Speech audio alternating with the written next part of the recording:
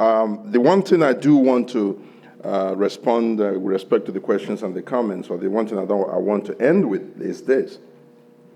And this goes to what Professor Korie and Professor Abdul Salam had said in part, which is essentially to remind all of us, which is something I've said all the time, that we are all, even in the Nigerian space, an African people first and foremost. And that when we keep in mind that we are all an African people, that then it should not matter where our leader comes from, as long as that leader is purposeful and is going to get us to where we want to go as a nation. Now, there is something historic happening.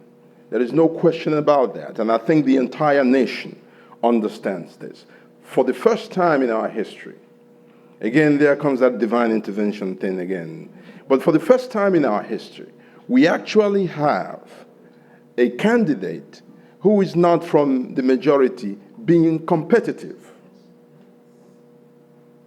Being competitive in the presidential run. Regardless of what the outcome is, history would have been made. Regardless of what the outcome is, just about every Nigerian now can dream of becoming president in the future. It doesn't even really matter whether Jonathan succeeds in 2011. That history would have been made. And ours has not been a perfect experiment. But I say to you, whatever it is that has enabled us to get to the point where a son from the creek has just about an equal chance of becoming president,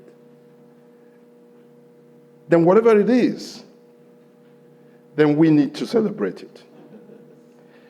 That's to say also that I wish everybody good luck and all the people in the race. But we must at least understand the historic moment we stand in. And that's not to say that I think or anybody else thinks that he will win. But there is something that is a change in the air. There is something new. And it is going to make all of us better, whether he wins or not.